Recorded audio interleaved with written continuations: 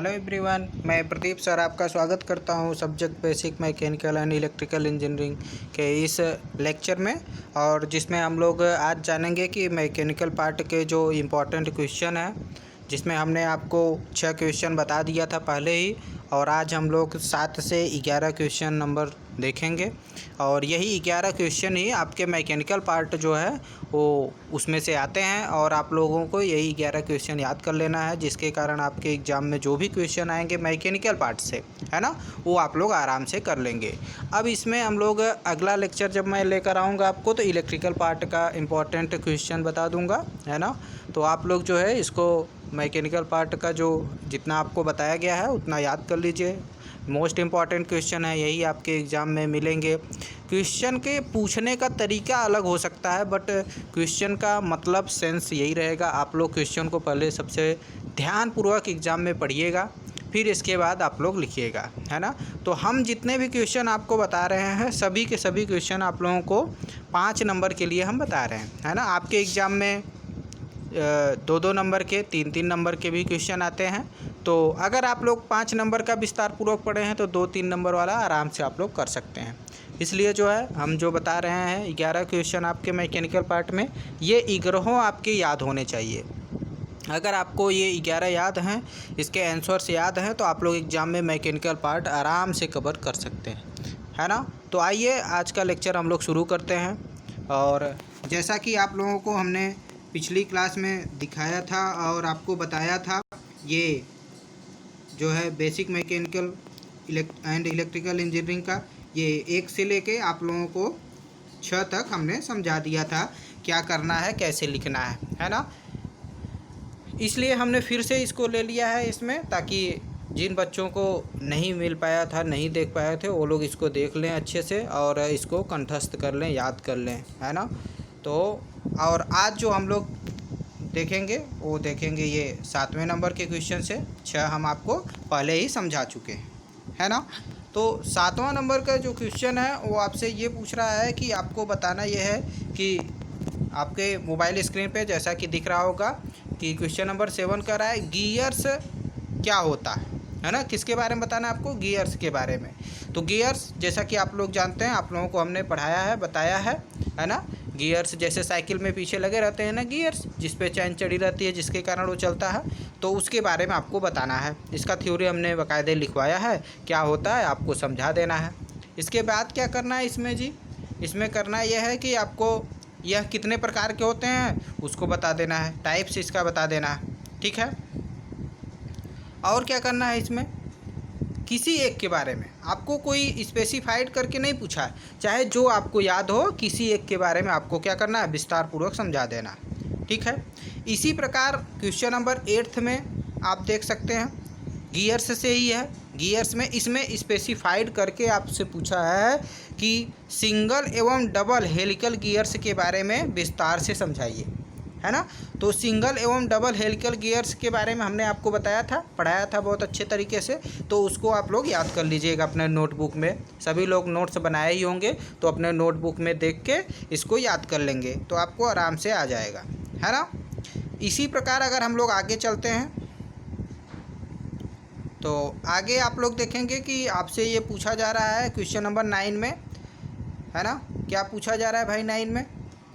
9th में ये पूछा जा रहा है कि स्प्रिंग क्या होती है। तो सभी लोग जानते हैं स्प्रिंग क्या होती है ना। एक गोलाकार नुमा की आकृति होती है ना। इसका हमने थ्योरी आपको विस्तार पूर्वक लिखवाया है, किस मटेरियल का कब बनाते हैं, क्यों बनाते हैं, ये सारी चीज़ें आपको बताई गई हैं। तो आप लोग इसको नोट डाउन कर लीजिएगा, याद कर लीजिएगा।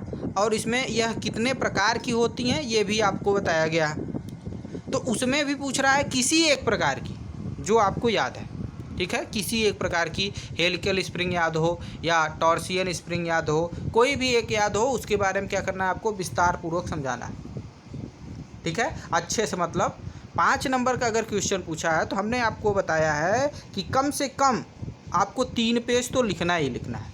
कम से कम 3 पेज, 3 पेज से अधिक हो जाए तो ठीक है, लेकिन कम से कम क्या होना चाहिए? 3 पेज ही होना चाहिए, है ना। 3 पेज से कम नहीं होना चाहिए, ठीक है। तो क्वेश्चन नंबर 9th में स्प्रिंग के बारे में आपको बताना है, ठीक है। तो स्प्रिंग के बारे में आपको बताना है और यह कितने प्रकार के होते हैं ये बता देना है। दूसरी चीज़ इसमें क्या बताना है, किसी एक प्रकार के बारे में आपको क्या करना है, विस्तार पूर्वक समझाना है। ठीक है, तो आप लोग कोई भी याद कर लीजिएगा, एक उसको विस्तार पूर्वक क्या करना है, समझा देना है। जैसे इसी में 10वां क्वेश्चन जो है ना, वो क्या पूछ रहा है कि helical spring and torsion spring को विस्तार पूर्वक समझाइए। तो इसमें स्पेसिफाइड करके आपको कह दिया है कि हेलिकल स्प्रिंग और टॉर्सियन स्प्रिंग को विस्तार पूर्वक समझाइए। जब भी आपसे स्पेसिफाइड करके पूछेगा, 2 पूछेगा, क्योंकि 5 नंबर का क्वेश्चन है। अगर 2 नंबर का क्वेश्चन रहेगा, 4 नंबर का रहेगा, तो भाई एक ही पूछेगा। ठीक है, तो उस हिसाब से यदि आपसे 5 नंबर का क्वेश्चन पूछ रहा है तो कम से कम आपको 3 पेज तो लिखना ही लिखना पड़ेगा। और अच्छे से हैंड राइटिंग में आप लोग बना के अगर लिख देते हैं 3 पेज, तो अच्छे नंबर आपको प्राप्त होंगे। ठीक है, तो ये चीज़ है। और इसमें जो 11 क्वेश्चन है और ये लास्ट क्वेश्चन है मैकेनिकल पार्ट का, लुब्रिकेंट्स के बारे में बताना है। लुब्रिकेंट्स क्या होता है, लुब्रिकेंट्स आपको नहीं बताया गया है, वो हम अगले लेक्चर में आपको पढ़ा देंगे। ये लास्ट टॉपिक है हमारा, है ना, इसका लास्ट टॉपिक है। लुब्रिकेंट्स मतलब वही जी जो हम लोग मशीनों में ग्रीस, तेल, ऑयल आदि देते हैं, जिसके कारण उसमें घिसाव कम होता है ना। तो घिसाव कम करने के लिए हम लोग क्या देते हैं, तेल उसको लगाते हैं या ग्रीस लगाते हैं। इसी प्रक्रिया को, इसी सिस्टम को लुब्रिकेंट्स कहते हैं, है ना। लुब्रिकेशन प्रक्रिया क्या होती है, तेल या ग्रीस किसी मशीन के बियरिंग में हम लोग देते हैं या किसी भी रोटेटिंग पार्ट में हम लोग लगाते हैं, इसी को क्या कहते हैं, लुब्रिकेंट्स कहते हैं या लुब्रिकेशन प्रक्रिया कहते हैं। तथा ये कैसे करते हैं, तो इसको हम लोग सावधानी पूर्वक सबसे पहले इसको साफ़ कर लेते हैं। जिस पार्ट पे लगाना है, जो रोटेटिंग हमारा पार्ट है, उसको सबसे पहले हमको अच्छी तरह से उसको क्या कर लेना है, साफ़ कर लेना है, ताकि उस पर जो धूल आदि के कण हो वो न रहें, जिसके कारण लुब्रिकेशन क्या हो, अच्छी तरीके से हो सके। तो ये जो चीज़ें हम समझा रहे हैं, यही आपको अपनी भाषा में विस्तार पूर्वक लिख देना है। ठीक है, और इसका हम नोट आपको प्रोवाइड करेंगे और इसका PDF भी हम आपको दे देंगे अगले लेक्चर में। ठीक है, और क्या करना है भाई लुब्रिकेंट्स में, और इसके हाँ क्या क्या एडवांटेज होते हैं, लुब्रिकेंट्स करने के क्या क्या फ़ायदे होते हैं, इसको आपको बताना है। तो सभी लोग मोस्टली जानते होंगे, है ना। लुब्रिकेंट्स कर देते हैं तो क्या होता है, पार्ट जो है घिसता कम है, और घिसेगा कम तो ज़्यादा दिन तक चलेगा, लाइफ उसकी अच्छी होती है ना। तो ये सारी चीज़ें, आपका पैसा कम लगेगा, है ना, और आपका मेंटेनेंस कॉस्ट भी कम हो जाएगा। तो ये सारी चीज़ें आपको एडवांटेज में आएगी। तो ये सारी चीज़ें आप क्या कर सकते हैं, बता सकते हैं बहुत ही अच्छे तरीके से। ठीक है, तो आशा करता हूँ आपको ये लेक्चर समझ में आया होगा। इसमें आपको बस क्वेश्चन बताए गए हैं और आपको याद करने के लिए हम कह रहे हैं, आपसे रिक्वेस्ट कर रहे हैं कि आप लोग इसको याद कर लीजिएगा और एग्ज़ाम में अच्छी तरह से लिख दीजिएगा। ठीक है, ये 11 क्वेश्चन आपके मोस्ट इम्पॉर्टेंट है, और ये जान लीजिए कि मैकेनिकल पार्ट में बस 11 क्वेश्चन यही है ना। इसी प्रकार आप लोग देखेंगे इलेक्ट्रिकल में भी, है ना, जो होंगे वही 15 से 20 क्वेश्चन उसमें भी होंगे, क्योंकि वो जो पार्ट है इलेक्ट्रिकल वो ज़्यादा है और मैकेनिकल पार्ट हमारा क्या था, कम था, इसलिए इसमें 11th ही क्वेश्चन बने। ठीक है, तो इस प्रकार से जो मैकेनिकल का इम्पोर्टेंट क्वेश्चन का हमारा सिलसिला था, जो हमने आपको 2 लेक्चर में बता दिया, तो आप लोग इतने क्वेश्चन को याद कर लीजिए। ठीक है, और आशा करते हैं आप लोग अच्छे से पढ़ाई कर रहे होंगे।